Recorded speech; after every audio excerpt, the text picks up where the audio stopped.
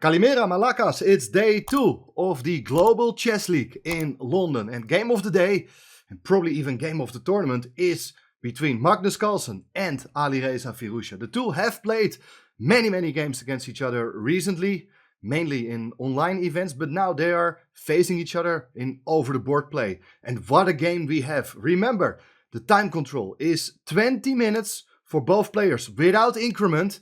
And that is leading to spectacular things happening on the board. What it is for this game, you'll find out in this video. Let's dive straight into the action as Magnus starts the game here with the move 1 d4.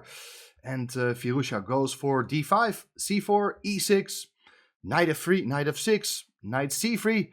And we do get the semi-Slav with the typical pawn structure for black with pawns on the light squares.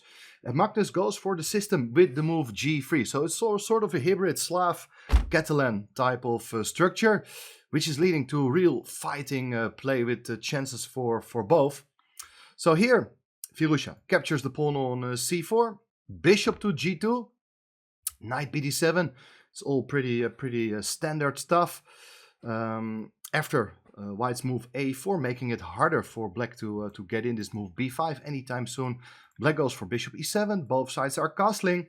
And here, interesting moment, as a lot of people, including myself, I believe I've played here in this position a number of times, just the move e4, occupying the center. But Magnus has a different idea. He played here the move a5. So the idea of this move is that the knight cannot really come to b6 anytime soon. Also, whenever you play a move like b5, you're able to capture en passant. So it's interesting that white is playing in this way. And well, one of the ideas also for white is trying to regain the pawn with a move like queen a4, queen takes c4. That's one of these ideas in the game. Firouzja played here the move knight to d5. And of course, white is never going to take on d5 trade of the knights, because it will help black to improve his pawn structure. And well, in the end, you're still a pawn down as white.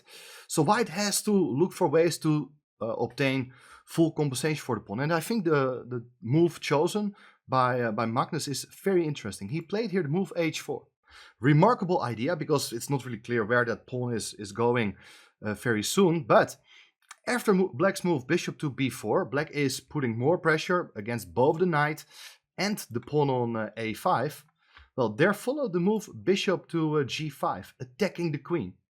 And well, here, again, there are many ways to deal with that threat. Black played here knight 7 to f6. And still, black is about to win perhaps even a second pawn. But white played here this move, queen c2.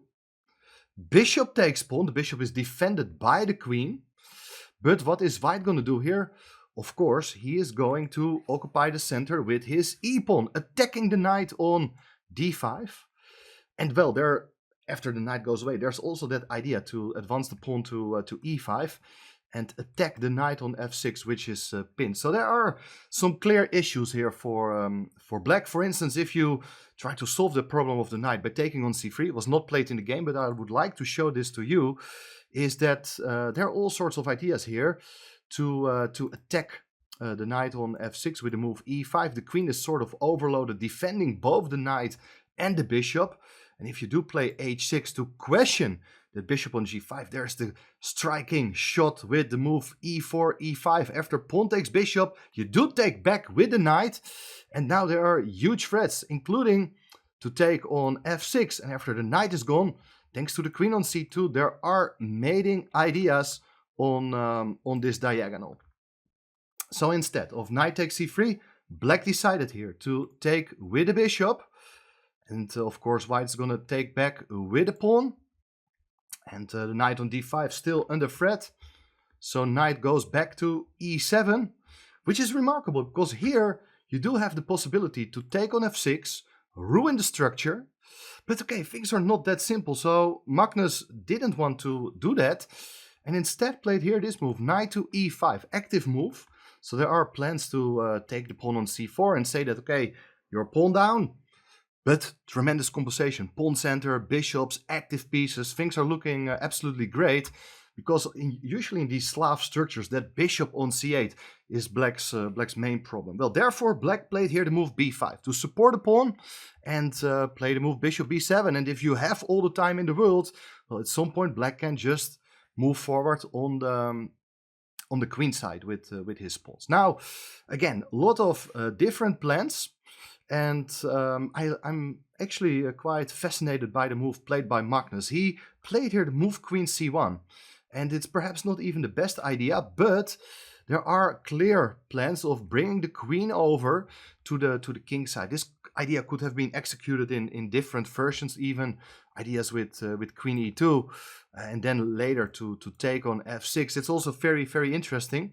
But let's check out the game. So after queen to c1, you can see the queen coming into f4, where it will put more pressure on that knight on f6. And black comes up with a very original defensive idea. As instead of continue with normal development, he played here the move king h8, Alireza Firouzja. Remarkable idea, because after queen f4, he wants to support that knight on f6 by dropping back with a knight to g8. Now everything is perfectly covered, apart from the pawn on c6. That pawn can be taken, which is what was played by Magnus at this point. He's attacking the queen, so the queen goes to b6, attacking the knight, but now the white queen comes into d6, defending the knight and attacking the rook on f8. Black played the move bishop to b7, attacking the knight on c6, and white played the move e5. Very nice idea, as you're opening up the path for the bishop. The bishop is defending that knight on c6, and white of course also attacks the knight on f6. Now, different options. Black decided here to take on c6, eliminating that annoying knight. You have a choice, either recapturing with the queen or the bishop. Magnus decided to take back with the bishop, and then the rook on a8 is under an attack, so that rook moves to d8 to attack the queen. And Magnus, of course, had been calculating all of this. Played here queen c5, offering the exchange of queens. And after queen takes, pawn takes, oh, it's a total mess. What's going on? I mean, materially speaking, black is a pawn up. But here the problem is that the knight on f6 is in trouble. And how are you going to deal with it? Well, the knight cannot move, because then the rook on d8 will be hanging. Apparently the best movement, in a way it's very logical, is to move the rook from d8 to c8 to counterattack that bishop. And after that you will get time to secure your knight. You have ideas if the bishop moves to attack the bishop, or later on you can even try to win that pawn on c5. I think that would have been a very good strategy. Instead, h6 was played. So if you do take the knight, black is going to take the bishop on g5. And, well, that is something black is really looking forward to. So the bishop better moves somewhere, but where should it go? Magnus could have decided here to put the bishop on e3 to keep the pawn on c5 defended. If you move the knight from f6 either to d5 or g4, the bishop can also sit on the d4 square, from where it keeps its pawns defended. Well, it was not Magnus's choice. He dropped back with the bishop to c1. And now knight on f6 still hanging. Knight goes to d5, is hitting the pawn on c3. White captures on b5, black takes on c3, and here you take on c4. Now, interesting moment, because material is even again, and looks like position should be quite acceptable for black, but he's having still some issues with piece activity, especially that knight on g8. That should be brought back into the game. If you go knight e7 with the idea to come to c6, things are looking pretty okay. It's a very important rule in chess that you got to play with all your pieces. Instead, Firouzja played here the move rook to d4. He's attacking the bishop, so he's trying to seize the initiative, hitting the bishop, but the bishop now goes to a6. And now you're thinking, what is this bishop doing there? Well, the big problem here for black has nothing to do with the bishop on a6, but there is bishop b2 as a very big threat here, attacking the knight on c3 and the rook on d4. So black dropped back with the knight to d5, but then all of a sudden white has time here to strengthen his position by moving his pawn to c6. Knight ge7 was played now, and the bishop comes to a3. Beautiful place for the bishop, from where it does actually, oops, that was not a right arrow, but you can see that a knight on e7 is pinned. Therefore, rook e8, rook fc1. White is in time to support that pawn on c6. Black doesn't have time here to take the pawn, so you can compare the activity between both white's and black pieces. It's clear that white is in great shape with the threat to move forward with the pawn to c7 and c8. Therefore, knight c7 played, attacking the bishop on a6. And white doesn't allow black to take it, of course. Bishop to f1, bishop is safe there. Knight ed5, and the bishop, the other bishop, comes to c5 to hit the rook. And also attack the pawn on a7 with both the bishop and the rook. Rook goes to d2, rook takes a7. And you see that white has regained all the pawns. It is now even up. He's even up a full pawn with tremendous piece activity. Rook c8, rook d6, bishop d6, pawn to f5. And here Magnus goes for simplifications by taking on f6, g takes f6. And well, there are quite a number of interesting moves. There's more than one good plan here for white. What I like to see here is some sort of a plan that the bishop on g2 is going to trade off itself for the knight on d5. And after that, the knight is no longer on c7. There are plans, for instance, to go a rook b7, rook b8, trade off the remaining defenders so that eventually white's passed pawn is able to promote. So that is, in my opinion, a very technical plan. But in the game there follow the move bishop a3. Magnus is looking at that pawn weakness on e6. It's still defended at the moment, but the drawback by leaving the f1 square with your bishop is that the b5 square becomes available for the knight. The knight hits both the rook and the bishop. Rook goes to d7, defends the bishop, its own bishop on d6. Knight goes to b6. All of a sudden, everything is hanging. But probably Magnus had been calculating all of this and drops back with the bishop to f4 to hit the rook on d2. Now, if you take with the knight on d7, there is bishop takes d2. Everything is clear again. Knight on d7 is hanging. Pawn on e6, pawn on h6 is having. White is completely winning. So in the game, instead of taking with the knight, Firouzja played here. Rook takes d7. Now, white takes back with the pawn, hits the rook on c8. Black can, of course, take on c1, but the bishop is still helping in defense, can recapture safely. The passed pawn on d7 needs to be eliminated now. And there's bishop takes e6, winning a big pawn again. And here the knight on d7 is under attack. Got to move as well to c5. The bishop moves away with tempo to hit the knight. The other knight on b5, if the knight goes to a random square, don't forget that the pawn on h6 is also under attack by white's other bishop. So here again, knight goes to a square to counterattack the bishop on c4. Bishop goes back and the king goes to g7. We have an ending with 3 versus 2 on one wing, bishop pair against a pair of knights. This is a technical win for white. But remember, it's a short time control. Let's see what happens. Bishop a3, attacking both knights. Knight cb7, moving the knight away and defending the other. Bishop g2, knight to c4. Of course, black is looking for ideas to liquidate into an endgame of bishop versus a knight, which offers the side with a knight better drawing chances. But with 2 bishops on the board, white has much more promising chances to convert. Now, let's see. We go forward because a lot of moves were played. White is improving his king's position. The bishops are coming to better squares as well. But at some point, you need to advance your king side pawn. So f4 was played. The knight goes back. The king becomes more active. Knight to c5, king e3, knight e6. And here the pawn goes to g4. So you can see that with ideas like g5, white may eventually be winning a second pawn, as the pawn on f6 will be pinned. Knight e6 played. Bishop a3, you're not in a rush. You can force the knights to go back to inferior squares. White improves the king. And now look at this. The move h5 was played. So why did black do that? Well, he wants to ruin the structure on the king side. But Magnus says, well, I'm just going to play here the move bishop c4. I'm hitting your knight on e6. You first got to do something about that. Knight goes back to d8. And here again, you have a choice. You can push your pawn to g5, keep the structure intact. Well, one pair of pawns will be exchanged, not a big deal. Things are looking absolutely great. But Magnus says, I want to take that pawn. He's up 2 pawns, but it's a rook's pawn. And rook's pawns are usually not the best pawns to convert advantages in most of the endgames. Knight h6 played, king to d5. White is walking in with the king, but both players are really down to their last 2 minutes now. Knight f5, attacking.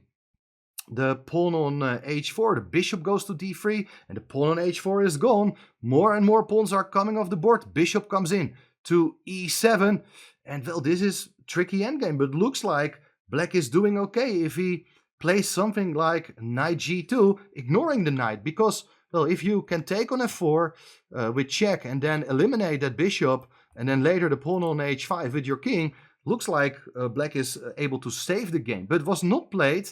Instead, they're followed. Knight to f7. Where is that knight going? King is going to e6. That's one thing is for sure. Like, you're threatening to take with the bishop, the pawn on f6 with a double attack against the king, and knight on h4. Knight g2 played. Bishop takes f6. And now look at this. King h6. Players are down to the last minute. To be precise, I think at this point Firouzja was down to 24 seconds and Magnus had like 48 seconds left on the clock. Thinking here what he should do. Because the obvious move, king takes f7, allows knight takes f4, attacking the bishop on d3. And well, on the next move, after moving your bishop away, you can take the pawn on h5. This is a theoretical endgame with 2 bishops versus a knight, and white can only win this endgame probably if he is allowed to play more than 50 moves. But we know there's this 50 move rule in chess, so there's no time to win this for white. Maybe in the practical game anything can happen, but Magnus was hesitating at this point what to do. Should he capture that piece by taking on f7, or, that's what he did in the game, keep that pawn on the board? He played here this move, f5, look at this. He's giving up the bishop on d3, knight f4 check, king captures the knight on f7, knight takes d3, and the bishop goes away to d4, trying to dominate the knight so the knight is not able to get back into the game. King takes h5, and now pawn to f6, and this pawn is very difficult to stop, but look at this, knight is coming back now, king e8, knight g6, f7. If you ever promote a pawn and black is able to give up the knight for that pawn, well, it's only king and bishop versus king. It's a theoretical draw. So white is trying to bring black in zugzwang here. King g5, king d7, king f5, bishop comes to g7, king to g5, king e6, knight f4. Excellent move. You're giving a check, no time to promote the pawn. The king goes away, and now it's knight g6 again. So that if you promote a pawn, you're still able to whip it off. King to d7, king f5, king d6. White is trying to play for a win. I mean, he could still have promoted the pawn, and then it's going to be a draw. But after king g5, look at this, guys. King e6 played, and here Firouzja now has 1 second more on the clock, and he's about to play for a win even. That is absolutely remarkable. I mean, if you go knight f4 and go back to g6, it is a theoretical draw. But he played here this move, king to h5. He is keeping the game going, and Magnus grabs the chance to play king f6. And now it's zugzwang. If the knight moves, you promote a pawn. If the king moves, white's going to take the knight on g6. Now knight f4 played. White is promoting the pawn. And now all of a sudden it's Magnus down to his last seconds. He is not playing with increment. King to g4. He played even here this move. King to e5, which is normally a big blunder, but in fact he is hoping that black is going to play here the move knight to g6 with check, and then you can take the queen on f8, which would lead to a draw. But now here knight g6 played, king e4, and instead of taking the queen with a theoretical draw, Firouzja played the move knight h4, and Magnus Carlsen lost on time in this position. He didn't have sufficient time to deliver checkmate, or in the worst case even trade off the queen for the knight. That is an absolutely bizarre finish of this game. This can only happen because increment is not in the time control in this event. And it was actually one of the reasons why back in the days, like, I don't know, 10, 15 years ago, this increment became more and more popular. It was introduced to avoid these kind of dramatic turnarounds, to give the winning side a chance to win, to convert the better position. That is not possible here. And well, it's very spectacular to see. It's also spectacular for us to analyze. I mainly like to analyze the game myself and learn technically something from it. But I'm curious to hear from you guys. What do you think? Is this a fair way of playing chess? Should we continue in the future with more games playing without increment? Or is increment just a fair way to give the stronger side a chance to convert without these kind of time scrambles? Well, that is the discussion which is arising now again. Anyway, for now we had a very spectacular game. I hope you really liked it. Don't forget, if you like this video, to give this video a like and subscribe to the channel. Thanks for everything, and I will see you soon again. Bye bye.